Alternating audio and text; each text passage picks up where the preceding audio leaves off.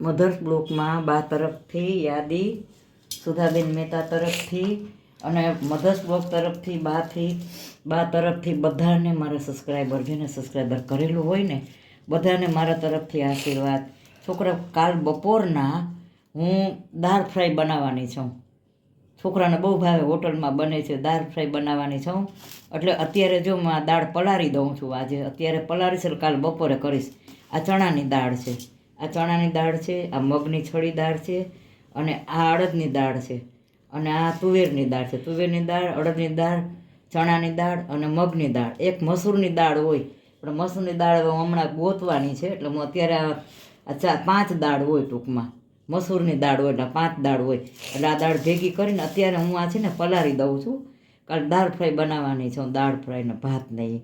એટલે અત્યારે હું પલાળી દઉં છું. 5 દાળ છે, આમાં મસૂરની દાળ જોઈ એ હું ઉમેરીશ. હવે હમણાં થોડીક વાર લાગે એમ છે ને બહાર જવું છે ને, તો પેલા તાત્કાલિક આ હું આ બતાવી દઉં. આ પલાળું છું ને દાળી, આ 5 દાળ મેં ભેગી કરીને હવે હું પલાળવા મૂકું છું. કાલ બપોરે બનાવીશ. હાલો, મધર્સ બ્લોકમાં બા તરફથી બધાને, મારા સબસ્ક્રાઈબરને બધાને આશીર્વાદ. છોકરા, કાલે મેં દાળ પલાળી હતી ને, કાલ રાતે મેં દાળ પલાળી હતી. એ દાળ અત્યારે હું બાફવા મૂકું છું. આ દાળ ફ્રાય બનાવવું છું. એટલે દાળ ફ્રાય રાતે મેં પલાળી હતી, પલાળવી પડે વહેલી. આને રાતે મેં પલાળી દીધી, અત્યારે હું આ બાફવા મૂકું છું.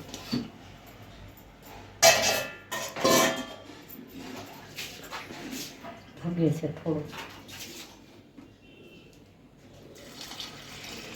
ગરમ પાણી નાખ્યું આમાં ભાતે હવે પેલા કરીશ. આમાં અડધો મીઠું નાખીશ. આમાં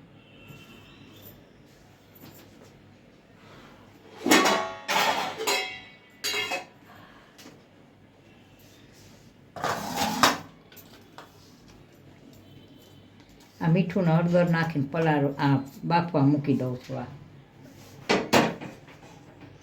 હવે અહીંયા હું આને છે ને બાફવા મૂકી દઉં.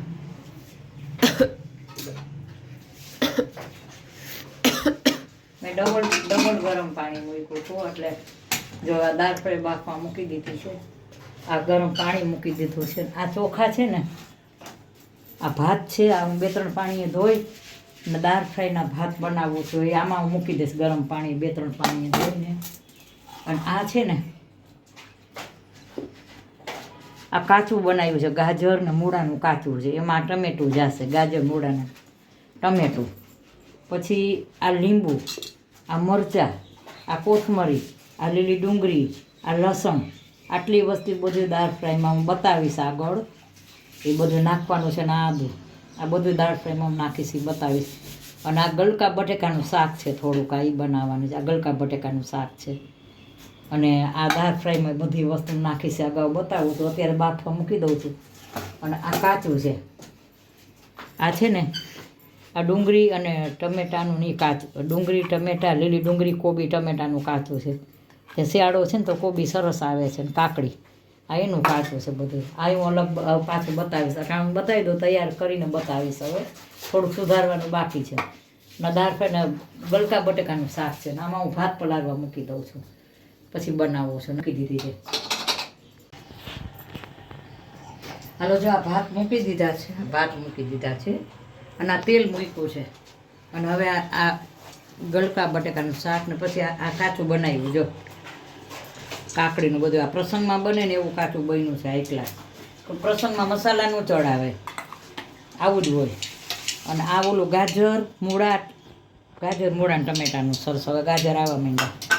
આ દાળ ફ્રાયનું ક્રશ કર્યું છે મેં, ડુંગળી, ટમેટા અને બધું. અને આમાં છે ને હું લસણ નાખીશ. હા, જો રાઈ નાખી મેં. રાઈ ફૂટી જાય ને એટલે હમણાં વઘાર નાખી.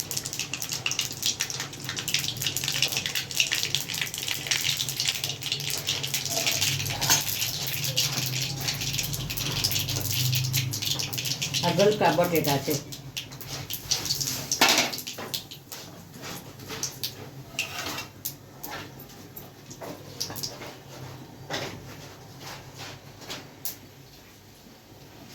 આ લસણ છે, હિંગ નાખી, ગલકા રાઈ નાખી. હાલો મસાલા કરી લઉં.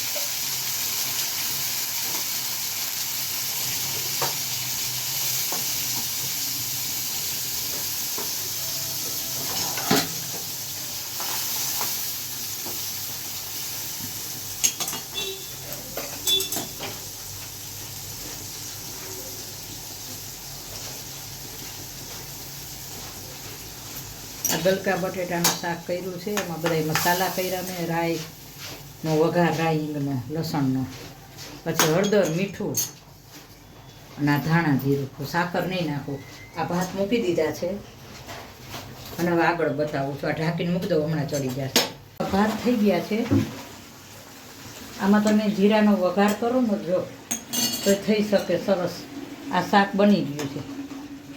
આ મેં ગલકાનું બનાવ્યું છે, બહુ સરસ બન્યું છે, ગલકાનું રસાવાળું શાક બની ગયું છે. હું શાક ઉતારી લઉં.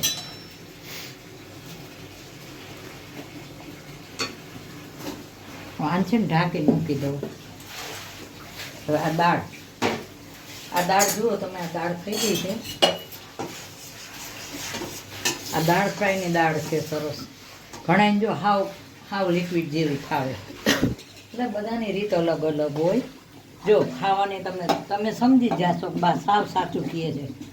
બધાની ખાવાની જમવાની રીત અલગ હોય, બનાવવાની રીત અલગ હોય. શું કામ કોઈને માફક આવતું હોય, કોઈને ન આવતું હોય માફક. આ બધાનું અલગ અલગ હોય. જો અમે છે ને દાળ મૂકી દીધી છે.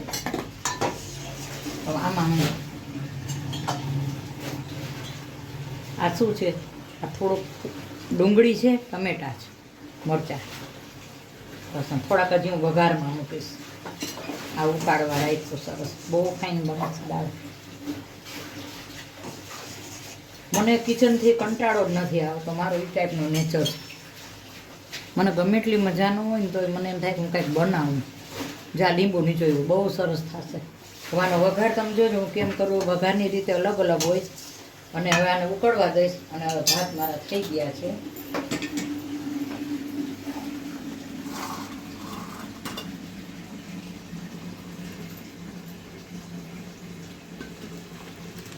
આમાં તો જીરાવાળો વઘાર કરો.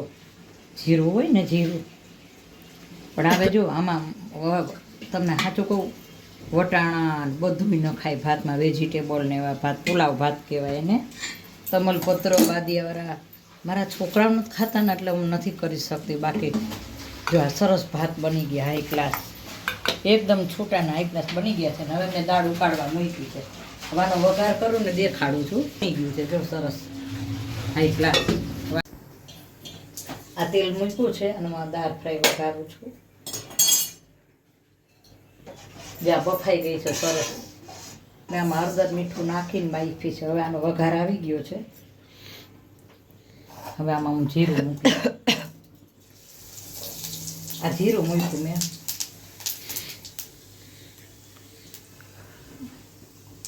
જીરું બ્રાઉન થાય ને, બધાની રીતે અલગ, પછી બધાની ખાવાની રીતે અલગ. શું કામ કે અમુક વસ્તુનો અમુક ભાવે, અમુક ન ભાવે, એવું હોય. આ જીરું મૂક્યું છે ને. હવે આમાં લીંબડો નાખ્યો મેં. આ હિંગ નાખી.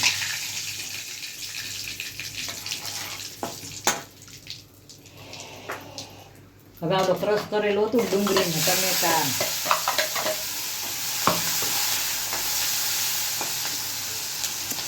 હવે આ ટમેટા નાખો. જો આ બીજા મકરા.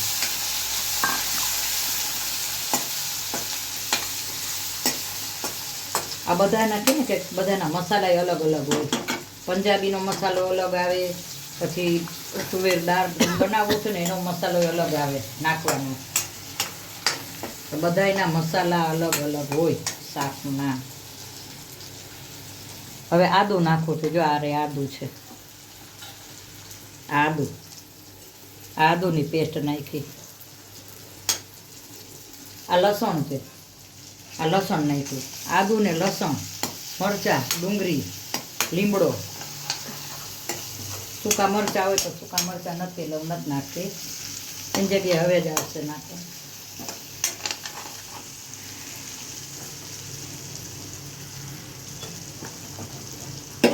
આમે એમાં હળદર નાખી, આ હવે જ નાખો ધાણા જીરું.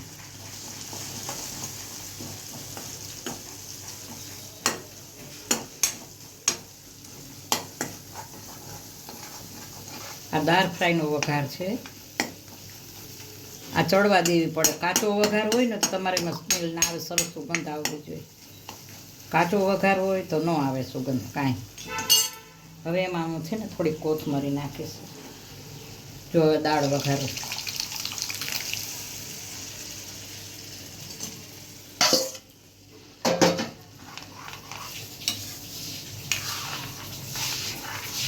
આ દાળ ફ્રાયનો વઘાર આ એક ગ્લાસ. જુઓ છે ને આ એક ગ્લાસ. જો હવે આને ઉકળવા દઈશ ને એટલે બધા મસાલા મેં નાખ્યા છે ને. આમાં 5 દાળ મેં રાતે પલાળી હતી, મેં તમને બતાવી, અને આ સવારે બાફી અને હળદર મીઠું નાખીને બાફી ને પછી એનો અત્યારે મેં વઘાર કર્યો. બફાઈ ગઈ ને એટલે જો આ સરસ છે ને દાળ ફળવાનું ઉકળશે ને એટલે આ બની જશે. આમાં 5 દાળ હોય, તુવેરની દાળ હોય, મગની દાળ હોય, અડદની દાળ હોય, ચણાની દાળ હોય ને મસૂર દાળ હોય. 5 દાળની આ બને છે. જ્યાં સરસ બની ગઈ છે. આ ભાત આરે તમે ખાઈ શકો, રોટલા આરે, રોટલી આરે, પરોઠા આરે. હવાનું 10 મિનિટ ઉકળવા દઈશ હાઈ ગ્લાસ એટલે બની જશે. જો આ લોટ બાંધ્યો છે રોટલીનું મેં. દાળ ફ્રાય, ભાત, પછી રોટલી બનાવું છું કાચા 2-3 જાતના. જો હવે હું આ છે ને સેટ કરવા રાખી દઈશ 10 મિનિટ રોટલી.